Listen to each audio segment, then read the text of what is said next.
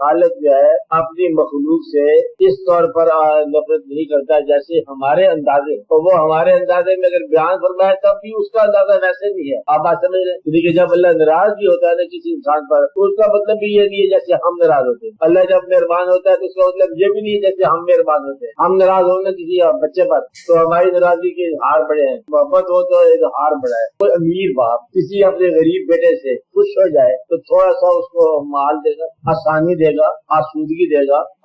نمایاں کرے گا، پبلک میں عزت کے مقام پر بٹھائے گا اور واقعات کرے گا۔ اللہ تعالیٰ جب اپنے کسی بندے پر خوش ہوتا ہے تو مال نہیں دیتا ہے، بعض اوقات عزت کے میدان سے نہیں گزارتا ہے، بعض اوقات اس کی زندگی لے لیتا ہے، بعض اوقات تکالیف سے گزارتا ہے، بعض اوقات کنویں میں گرا دیتا ہے، بعض اوقات اس کے سامنے اس کا بیٹا جو ہے وہ دریا کی نظر ہوتا ہے، اور بعض اوقات اس کے جسم میں بیماری کے کیڑے آ سکتے ہیں، بعض اوقات اس کا سر جو ہے وہ نیزے پہ اسوار کر دیا جاتا ہے۔ تو اللہ کی رضا کو اپنی دنیا داری کی رضا میں سمجھنے کی وجہ سے ہم لوگ پریشان